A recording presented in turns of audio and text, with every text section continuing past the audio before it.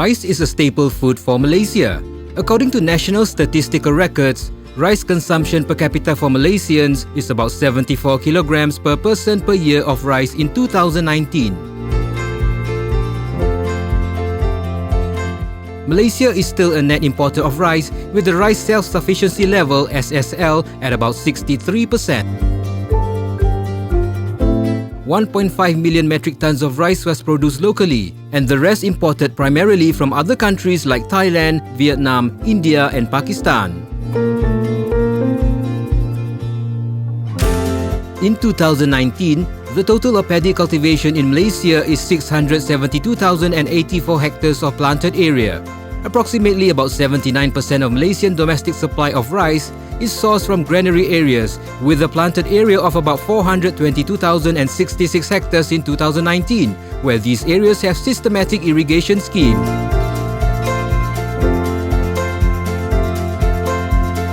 Until now, Malaysia relies primarily on 12 granary areas that are designated as rice production areas. These granary areas produce 1.21 million metric tons of the total rice produced in the country.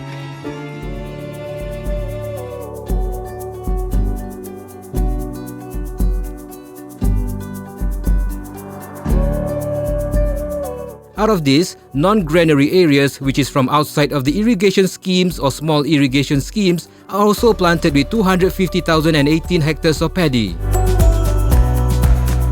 The Malaysian national average of paddy yield in 2019 is around 3.5 tons per hectare. The average yield in granary areas is about 4.42 tons per hectare, while non-granary areas is about 2.48 tons per hectare. However, there are also granary areas that are high yield with more than 5 tons per hectare, such as IADA Ketara 5.16 tons per hectare and IADA Pulau Pinang 5.01 tons per hectare. Based on records in the Ministry of Agriculture and Food Industry Malaysia, the paddy and rice industry in Malaysia is a large industry involving of about more than 300,000 farmers.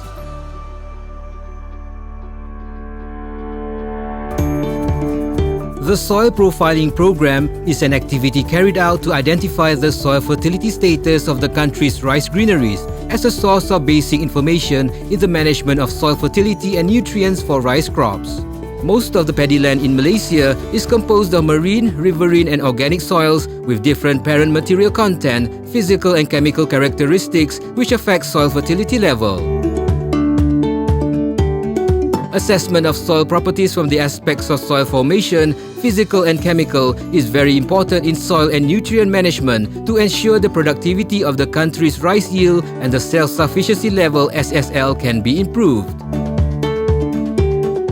The activity of soil surveying, sampling and bulk density identification is implemented after the paddy harvest and before the land preparation activity, including ploughing, liming or organic matter application. Interpretation of soil analysis data is for determination of soil fertility status, remediation recommendations, and site-specific fertilization recommendations. The results of the soil surveying and assessment are mapped to produce a terrain soil map and soil fertility status map. The terrain land map shows information on the distribution and type of soil for the crop soil recommendation guide.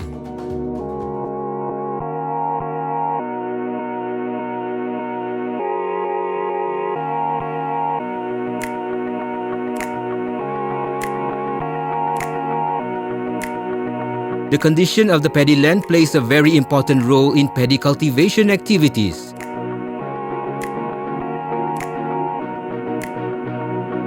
A good paddy field is flat and has a good layer of hard soil or hard pan, as well as a perfect irrigation and drainage system.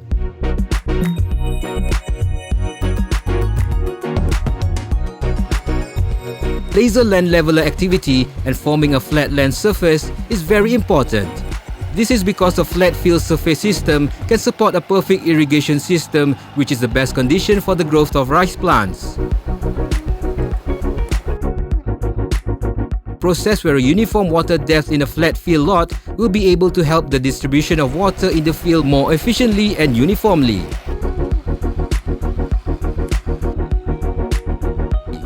The levelling of paddy land needs to be done almost every planting season because intensive paddy cultivation activities are done throughout the season, and the use of heavy machinery during harvesting results in changes in the soil surface. By implementing this levelling of fields, the increase in harvest can reach up to more than 25%, and also the usage of water, fertilizer and pesticides can be reduced.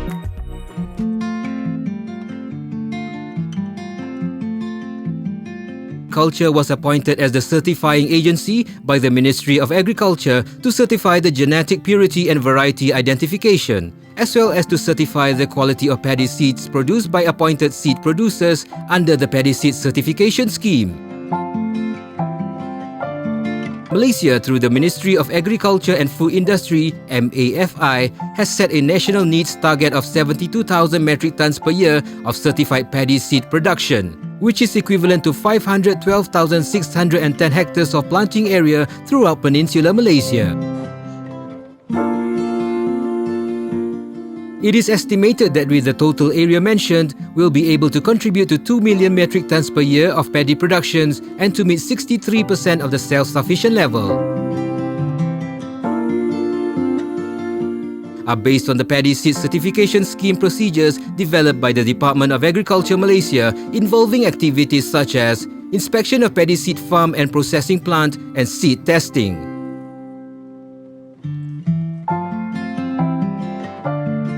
A certificate of certified paddy seed will be issued when it has complied with the standards as stipulated in the Malaysia Department of Agriculture Standard 2009 Specification for Production of Paddy Seed or RISA Sativa.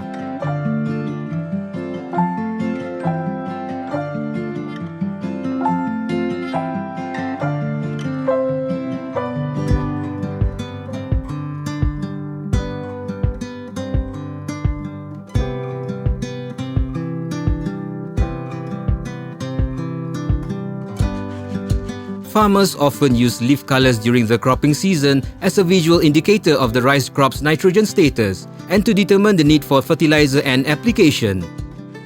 The leaf colour chart (LCC) is an easy-to-use and inexpensive diagnostic tool to monitor plant N status during the season and as a decision aid to plan fertilizer and top dressing. A predetermined amount of fertilizer N is applied when the color of rice leaves fall below a critical LCC threshold that indicates N deficiency in the crop. This helps farmers to adjust fertilizer N application to season-specific climatic conditions that affect crop growth, termed real-time N management. Good real-time N management reduces N fertilizer needs, increases N use efficiency, and reduces the rice crop's susceptibility to pests and diseases. Avoid excessive N fertilizer use to prevent the development of a lush green foliage that attracts pests and diseases. Efficient N fertilizer use and balanced nutrition minimizes the risk of lodging, pests and diseases.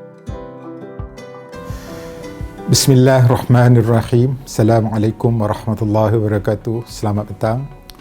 Terlebih dahulu saya ingin merakamkan penghargaan kepada semua peserta daripada negara-negara ASEAN kerana dapat hadir ke webinar On Leaf Colour Chart LCC application secara dalam talian.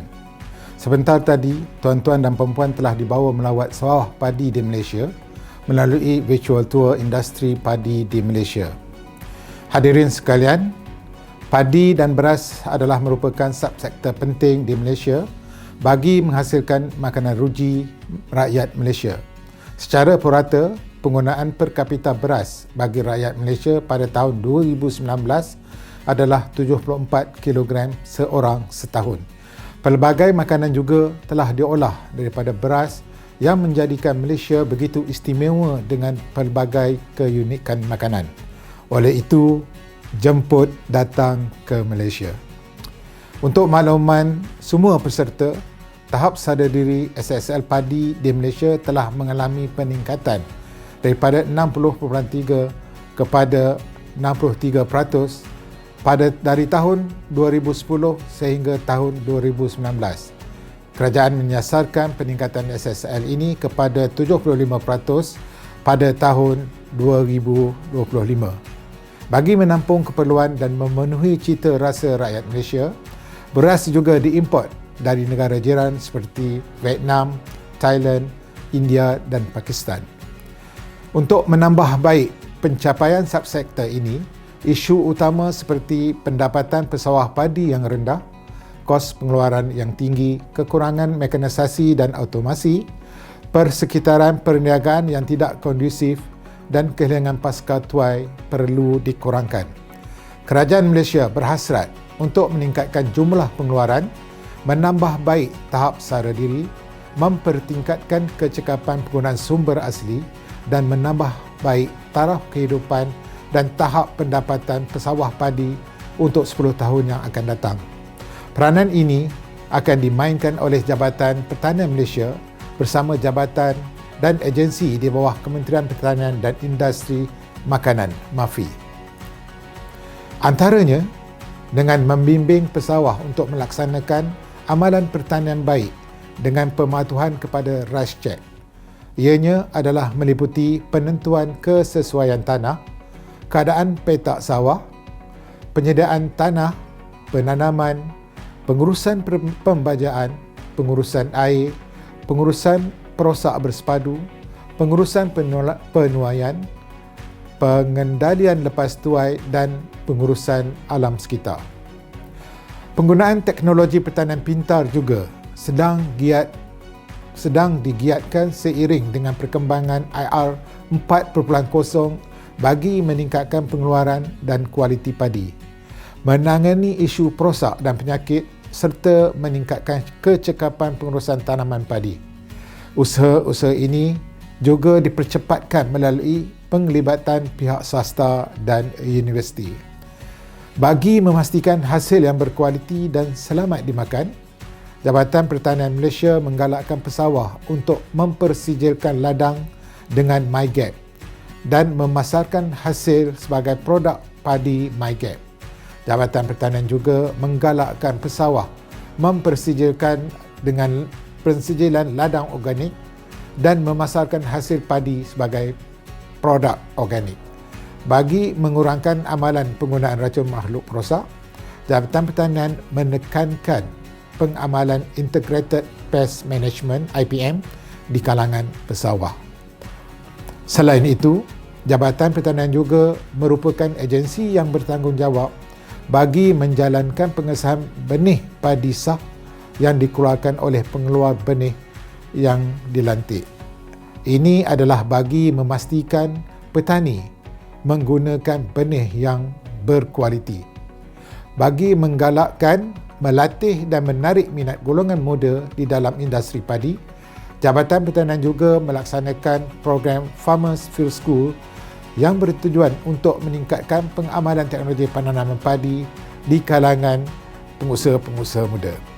Saya amat berharap agar semua peserta daripada negara ASEAN yang menyertai webinar on leaf colour chart ini dapat memanfaatkan dari virtual tour pada hari ini. Sekian, terima kasih daripada Malaysia. Terima kasih.